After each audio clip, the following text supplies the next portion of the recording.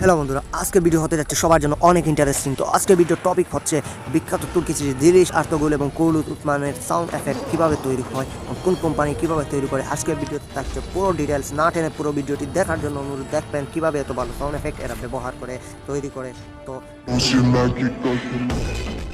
তো স্ক্রিনে আপনারা যে ব্যক্তিটিকে দেখতে পাচ্ছেন সেই হচ্ছে আমাদের কাঙ্ক্ষিত ব্যক্তি। তো তার নাম হচ্ছে আলী অরিন। তো সে ইস্তাম্বুলের বায়ুগুলোতে 1977 সালে জন্মগ্রহণ করেছে এবং সে এই মহৎ কাজটি, এত ভালো সাউন্ড এফেক্টের এই কাজটি সে তার বাবার কাছ থেকে শিখেছে এবং সে এ পর্যন্ত ফিলিন্তা, মুস্তফা সহ বিখ্যাত তুর্কি সিরিজ সহ অনেক হলিউড বলিউড মুভির কাজ সে পেয়েছে, সে করেছে এবং তার এই কাজগুলোর ধরন দেখে অনেক কোম্পানি পর্যন্ত হতবাক হয়ে গেছে।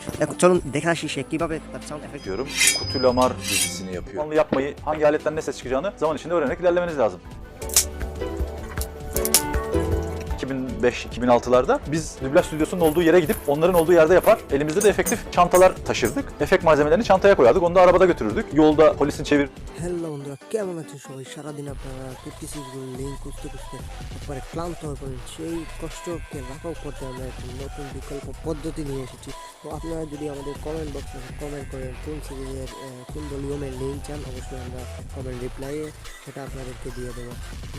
এবং কোন সকল সিরিজের লিঙ্ক আমরা ডেসক্রিপশন বক্সে ট্রেলার সহ দেই।